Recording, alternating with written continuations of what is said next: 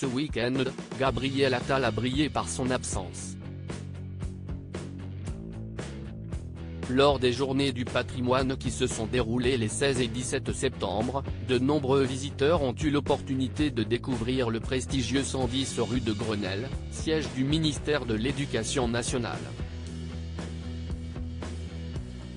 Cependant, la visite réservait une surprise quelque peu inhabituelle pour les curieux qui s'aventuraient dans l'édifice gouvernemental.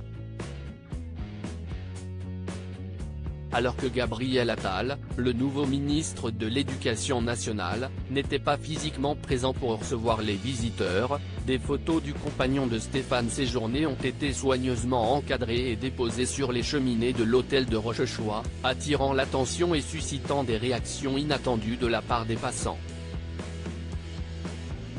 L'une des images en question présente l'ancien porte-parole du gouvernement, Gabriel Attal, debout et absorbé par son téléphone, arborant une expression à la fois sérieuse et préoccupée.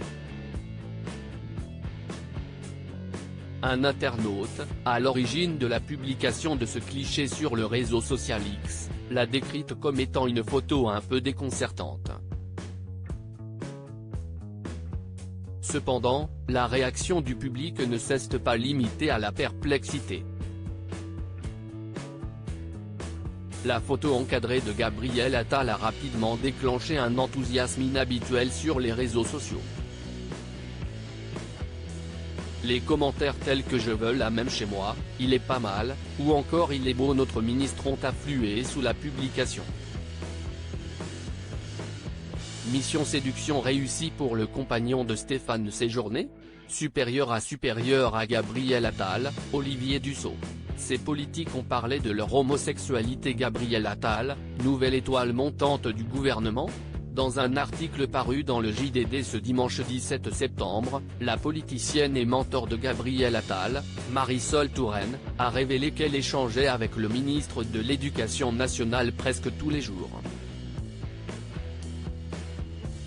Elle est sa plus proche conseillère, a d'ailleurs confié une source proche du compagnon de Stéphane Séjourné dans les colonnes de l'hebdomadaire.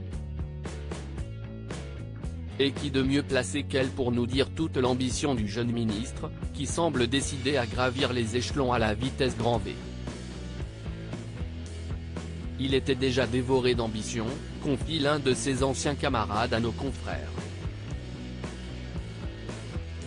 Il rêvait déjà d'être président de la République. Article écrit en collaboration avec 6 médias Crédit Photo, Stéphane Le Mouton.